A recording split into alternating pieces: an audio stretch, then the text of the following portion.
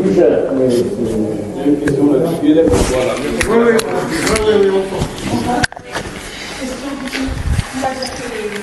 Le château est monté en phase 2022 jusqu'à laquelle. Comment ça se passe sur l'entretien du quotidien, les frais d'entretien, de réparation, etc. etc. Est-ce que c'est déjà évalué? Est-ce qu'on sait à peu près la charge que ce sera? Et qui le fait?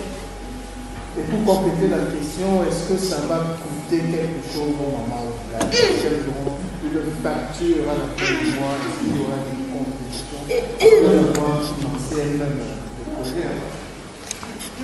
Très très bonne question. Je vais diviser cette question en phases, vous m'excusez. La première phase, c'est je suis un babouché. J'ai cotisé pour l'adduction d'eau. Est-ce que je veux payer mon eau? Première réponse, oui.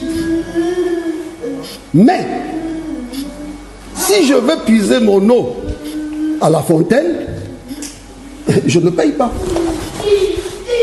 Si je décide d'avoir l'eau que je tire chez moi, il y aura un compteur.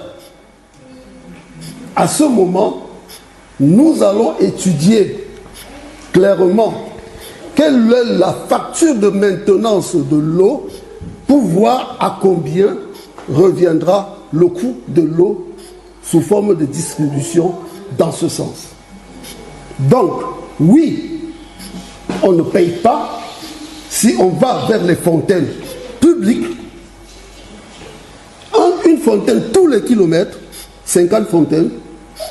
Mais si quelqu'un exige d'avoir l'eau chez lui, il aura un compteur d'eau qui financera, bien sûr, c'est au-delà du financement de l'eau en général dans la collectivité. Et à ce moment, il ne payera que si la maintenance le réclame. Parce que dans notre stratégie, c'est quoi? C'est de créer les jumelages, tout comme on en a parlé aux maires, avec beaucoup de villes, de manière à ce que leurs subventions qui arrivent au niveau de Babouché-Galeu puissent couvrir la maintenance et que tout le monde puisse ne pas payer d'eau. Mais il y a un autre problème qui existe. Quelqu'un vient à Babouché, il construit sa maison. L'eau est là. Il utilise par jour 200 mètres cubes d'eau. Qu'est-ce qu'on fait? Est-ce que c'est les autres qui vont payer?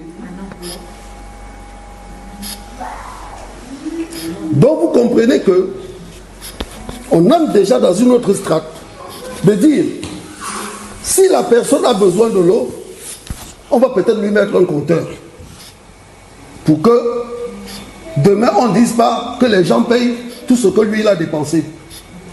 Ça c'est la régulation sociale du problème. Le deuxième strate c'est quoi? C'est la maintenance du circuit. Ce qu'il faut comprendre, nous avons prévu 2 personnes aujourd'hui en maintenance qui ont déjà commencé la formation aujourd'hui. Enfin, aujourd'hui, ça fait déjà 2 mois qu'ils travaillent sur le projet tous les jours. Et ils sont en même temps en formation pour connaître tous les réseaux de canalisation, connaître tous les problèmes, que ce soit matériel, que ce soit, je vais dire, financière, ils le connaissent, de manière à ce que le jour que le projet sera totalement fini, ces personnes puissent servir de personnes de maintenance au projet.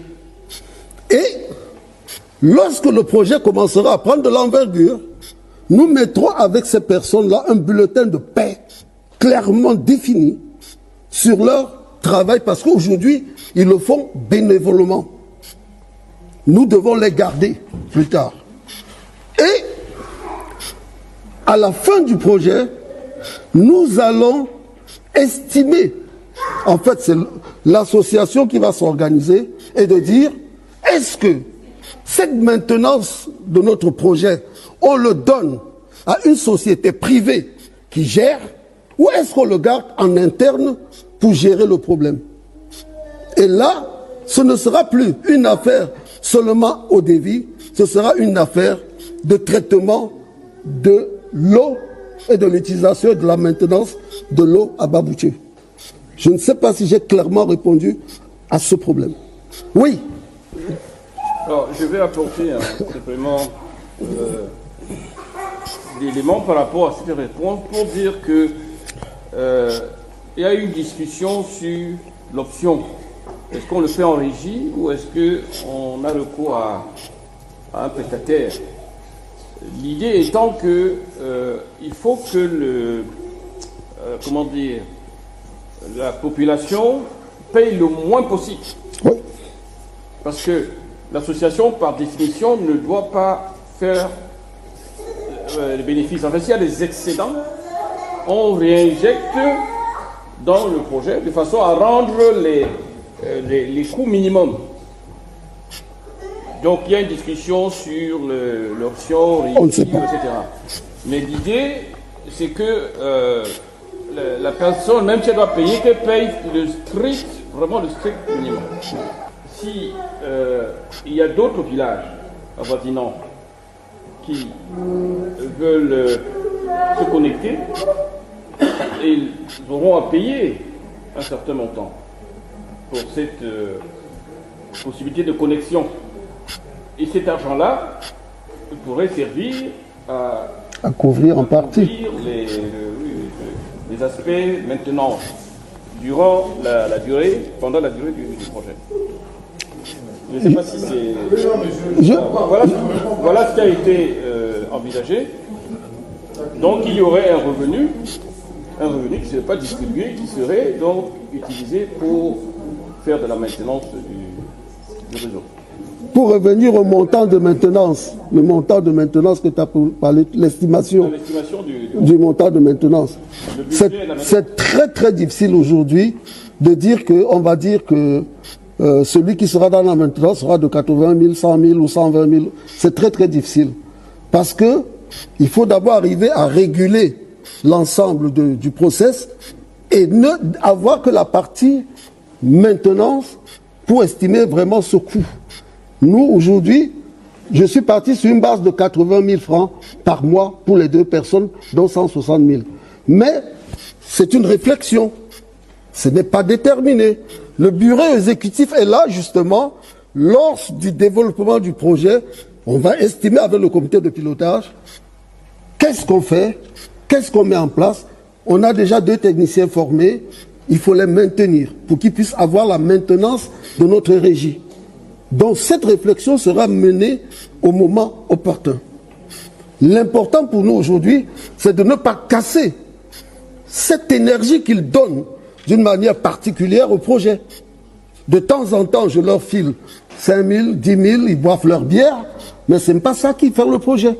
Pour l'instant, on est en train de travailler, on travaille ensemble, ils savent qu'ils seront demain les hommes qui vont maintenir le projet.